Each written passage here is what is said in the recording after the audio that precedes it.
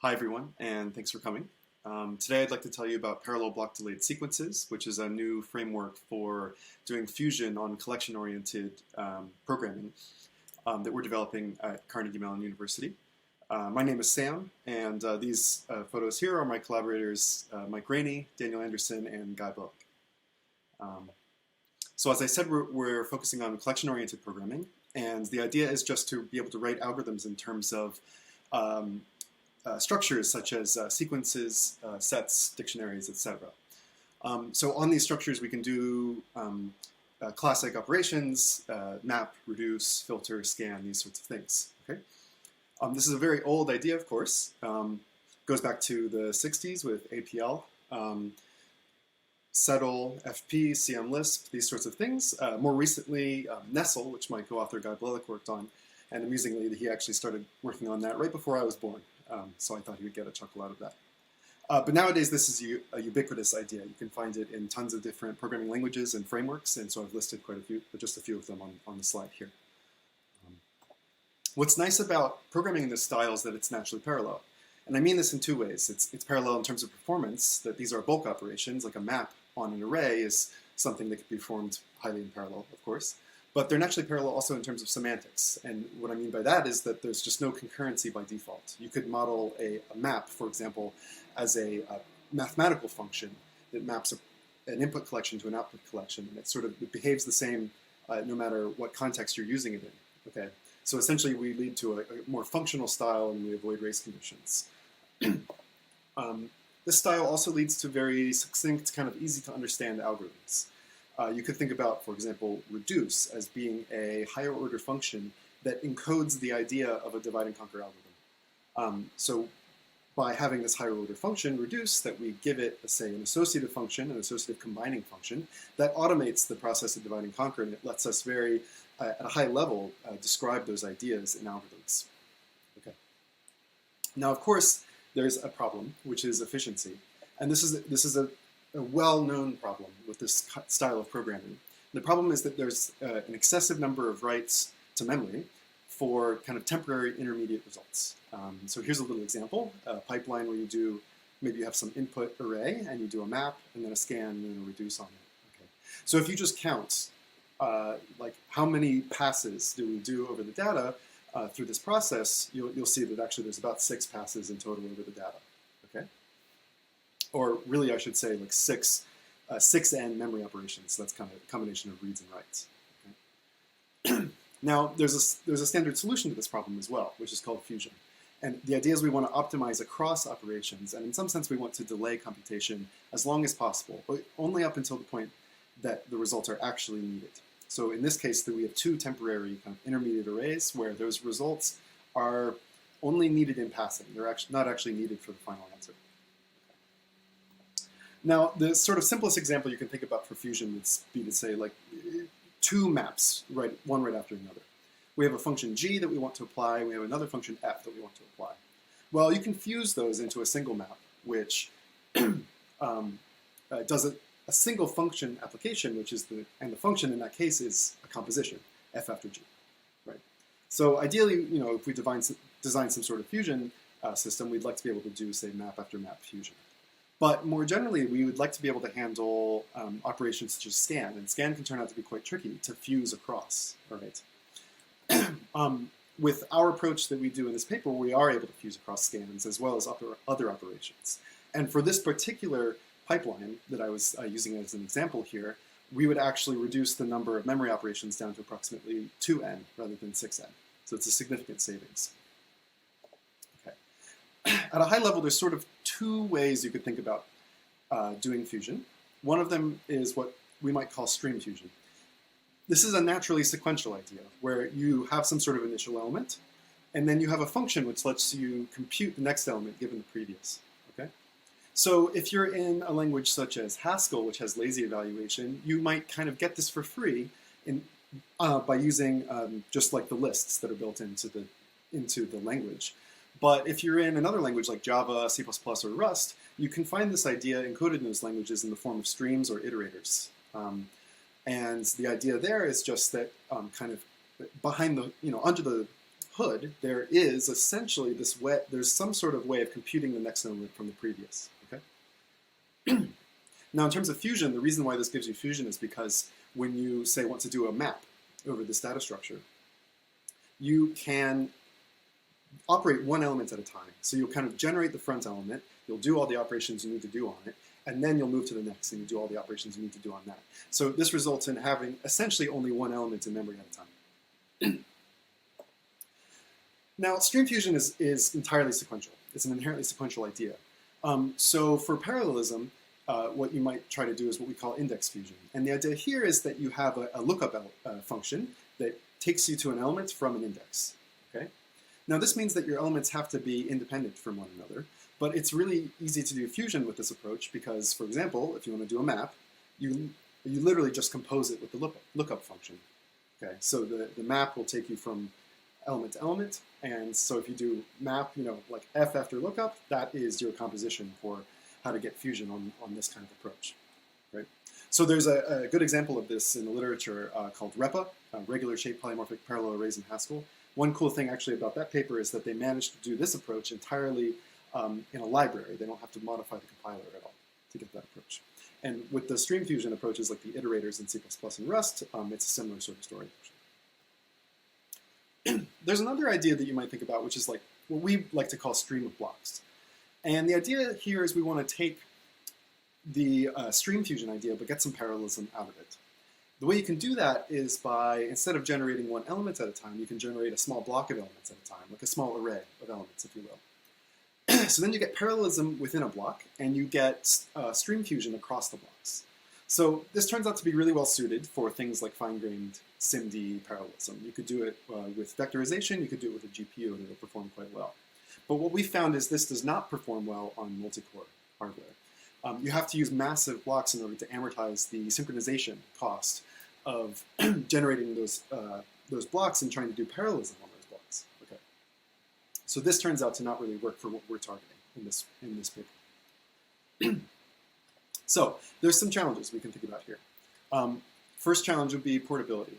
Is it something that we can implement entirely in a library, or does it rely on compiler features or language-specific features? Okay, so ideally we'd like it to just be a library.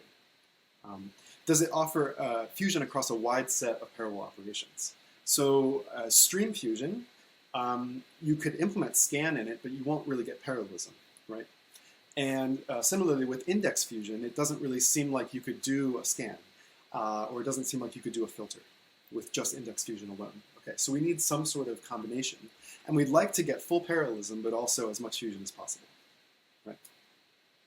Another tricky operation is flatten, which you can think of taking a jagged kind of two-dimensional structure and flattening it into a flat structure. That one is tricky to do with index fusion alone, even though it's a highly parallel operation.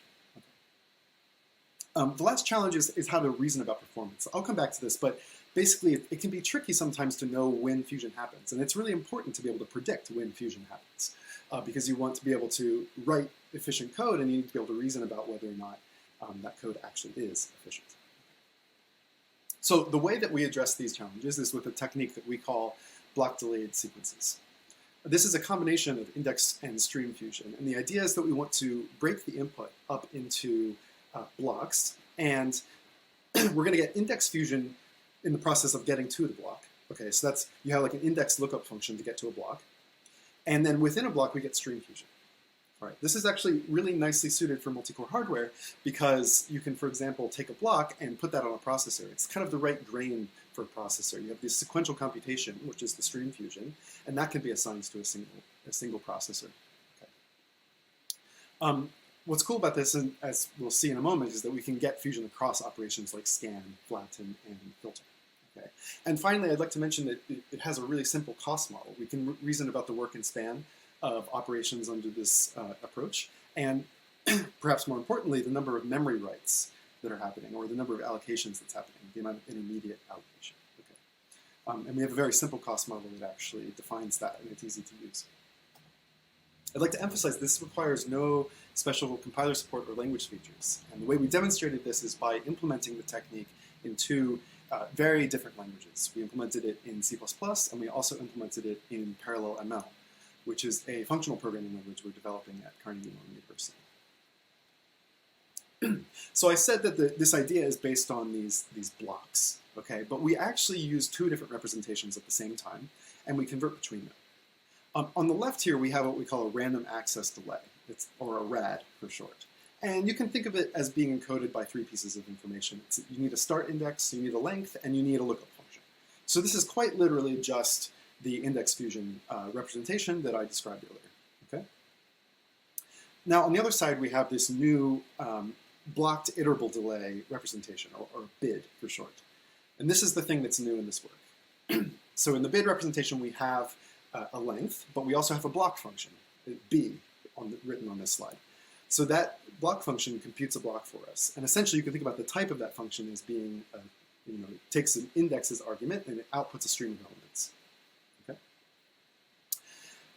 One thing that's kind of nice is that we can make the block size flexible. So you can make the block size dependent on n, the number of elements. You can also make the block size dependent on the number of processors, if you'd like.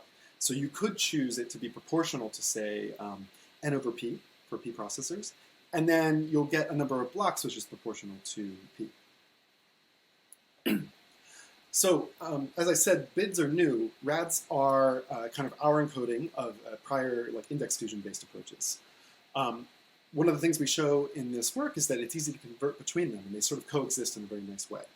So when you're converting from RAD to BID, that's essentially free. You only need to re-index and package things up as streams. So that can be done in constant time. Going in the other direction, though, we have to remove these sequential dependencies within a stream.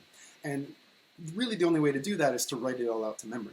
So in the other direction, if you're converting from BID to RAD, then we actually fully realize it in memory. But what's quite nice is that for a lot of pipelines, you actually don't need to do that often. So how might you do, say, a scan? And how do you get fusion into the scan? Well, what we're going to be looking at is a block-based implementation of a scan. So right now, let's think about how would you do a block-based implementation of scan without any fusion, so just eager arrays. This is a three-phase scan that we're considering here. What you can do is chunk your input array into blocks. You, in parallel, compute the sums of the blocks. Okay, that's the first phase. In the second phase, we just need to pass down kind of sequentially. You can do it sequentially. You could do it in parallel if you need to, but often sequentially, you just pass down the results to create the block prefix sums. Okay, and then in the final phase, you just have to kind of use that to broadcast the results into the output, and that step is parallel again. Okay. Based on this idea, what we're going to do is we're going to force the input to be a BID, and we're also going to represent the output as a BID. So here's the high-level picture. We first convert the input to a BID representation. Now that's extremely cheap. Remember that converting from a RAD to a BID is cheap, okay? And obviously if it's a BID already, then no problem, okay? And this effectively fuses with prior operations. So if there's, say, a map before the scan, this will fuse that map into the beginning, the first phase of the scan. Okay. Now we actually do the first phase of the scan eagerly. So this is going to be, say, like O of n reads. But now the number of writes that we do only is the block sums. And that's going to be proportional to the number of blocks, not to the number of elements. The second phase we do eagerly inside the scan, okay? But the third phase, we're able to completely delay it. We package up the output as this BID representation, okay? So it's sort of waiting to generate those blocks, but it hasn't yet done it. So this allows it to fuse with operations after the scan. We can also consider flatten, and I'll just mention that filter is similar to flatten, so I'll just talk about flatten for this talk. With flatten, we're trying to take, I said, this jagged kind of 2D structure. You can think of like an array of arrays or a sequence of sequences, okay? And we want to flatten it into a flat structure. Okay. So if you were doing this eagerly just on arrays, it's a very simple kind of nested parallel for loop. That's one way of thinking about it. But what we would like to do is actually delay this computation as much as possible. So in particular, we're going to be delaying the output again and packaging it up as a BID representation. Okay? The idea here is that for the input, we just need to force kind of the outer layer. So if we have a sequence of sequences, we need to force the outer sequences, but not the inner ones. Okay? And we need to do that to know their lengths. Because now we're going to do a scan, And really just an eager scan, not like the bit scan that I talked about a moment ago, but just like a normal array scan to compute the lengths. Okay, and that gives us offsets. And this lets us construct the output. For the output, what we need to do is construct these streams for each block. And the idea is really simple. For each stream, you can binary search on the offsets to figure out where that stream begins. And then the actual stream itself, the way you advance through the elements, is either by advancing a pointer in one of those subsequences or by moving to the next subsequence, okay? But you always have this way of computing the next position based on the previous. That's all packaged up as a bid, and so we're able to fuse with later operations. Okay, so flatten both kind of partially fuses with the input, and it then fuses with the output, fuses with later operations. Partially fuses with earlier operations, and then fuses with later operations. Good. Like I said, filter is similar. The reason why filter is similar is because you can think about the filter as kind of a special case of flatten. It's the special case where every one of these input subsequences is either length 0 or 1. It's kind of one way of thinking about it. Just a little example here. This is code for one round of a BFS, and it's just a forward BFS, not direction optimizing. The code is not super important. If you're familiar kind of with the functional style, it's hopefully easy to read. The idea here is just that it's written in terms of these maps and flattens and filters and stuff, the kind of operations that we need, okay? And we, in the paper, provide a cost analysis, which would make it really easy to analyze this code. And we actually have that cost analysis in the paper if you're curious. If you use our cost model, you can see that this implementation, which is just a single round of BFS, so you just iterate this to get a full BFS.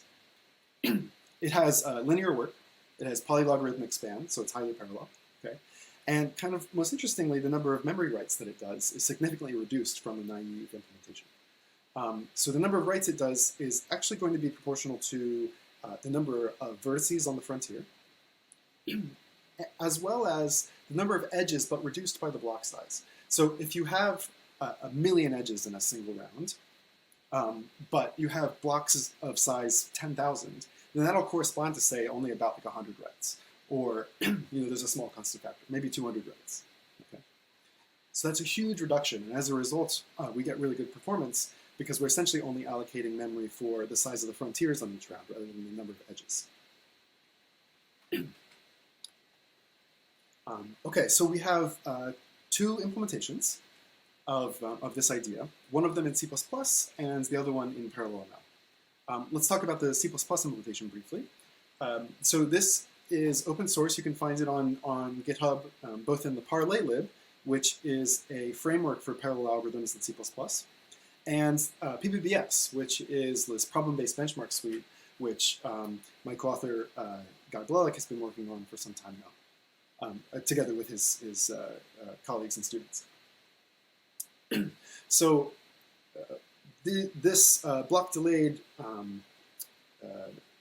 framework has been encoded in, is being used now in ParlayLib and as part of PBBS. And in the process of working on this project, we've been updating the PBBS benchmarks to actually utilize this idea. So that significantly simplifies the code while achieving essentially the same performance, or in some cases improving it. Okay. Now, how do we actually implement streams? So in C++, we can do this with iterators. And we use templates to specialize the iterators for particular types. Okay. And then we have overloading to dispatch on the sequence representation. So in your algorithm, you can just call map on a sequence, but kind of underneath the hood, the compiler can figure out that this sequence is either bid or rad, and it can choose the correct implementation of map based on just that overloading. Now we also have an implementation in ParallelML. And this is a functional programming language that we're developing at Carnegie Mellon University. Okay, and the GitHub links that I'm showing you here, one is for the actual compiler itself. We didn't modify that. The other one is this library implementation for delayed sequences, and that's what we developed for this work.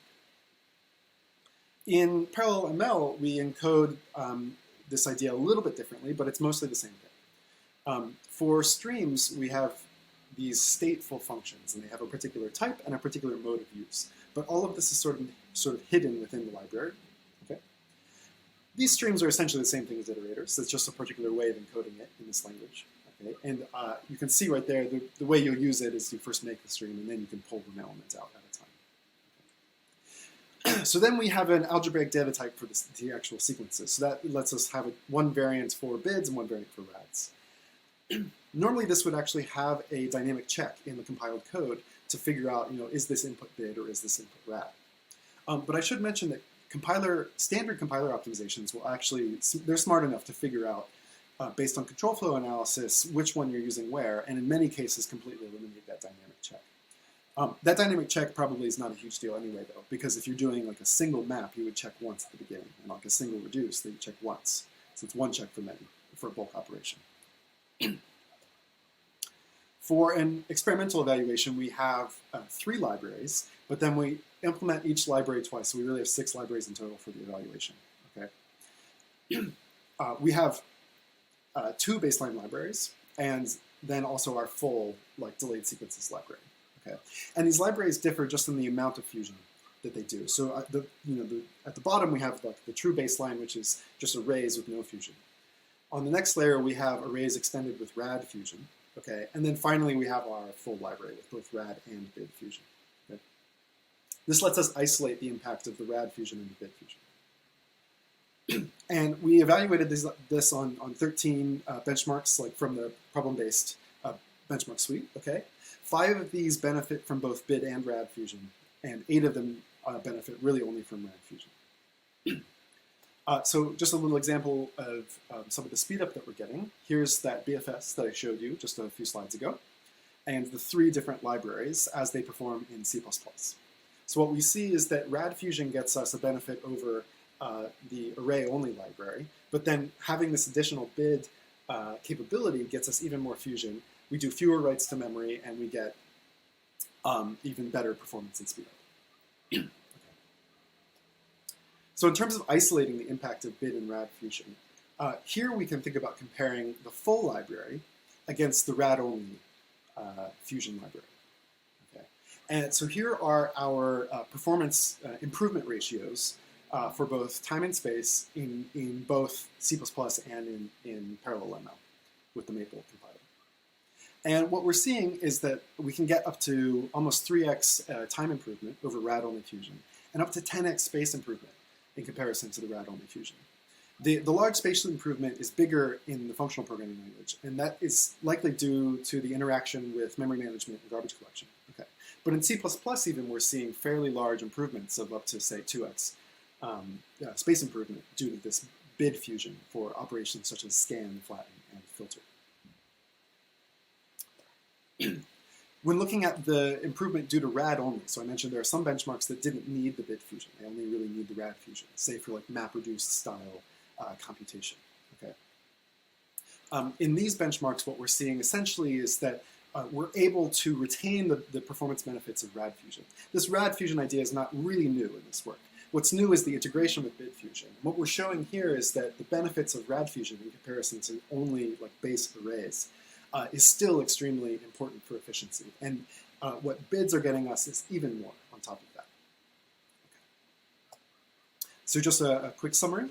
I introduced this idea of parallel block-delayed sequences based on this new blocks of streams representation, which in the paper we call bid. Now, this supports fusion across all common operations that you might typically use. So that's the kind of previously supported, say, map-reduce type fusion, but we also now support scan, flatten, and filter, which previous techniques only partially supported or did not support at all. This is a really simple to implement idea, and it's really simple to port across different languages. Okay, so we have implementations in both C++ and Parallel ML, and I'll leave those GitHub links up on the screen if anybody's interested in playing with those. We're seeing really significant time improvements due to the fusion that we're able to obtain, and we've also been able to isolate that the impact really is due to this bid representation, which is new in this work.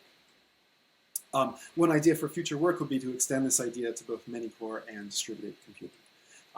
The cost of synchronization in those settings is quite a bit different, so we're curious if this idea can be applied there successfully as well.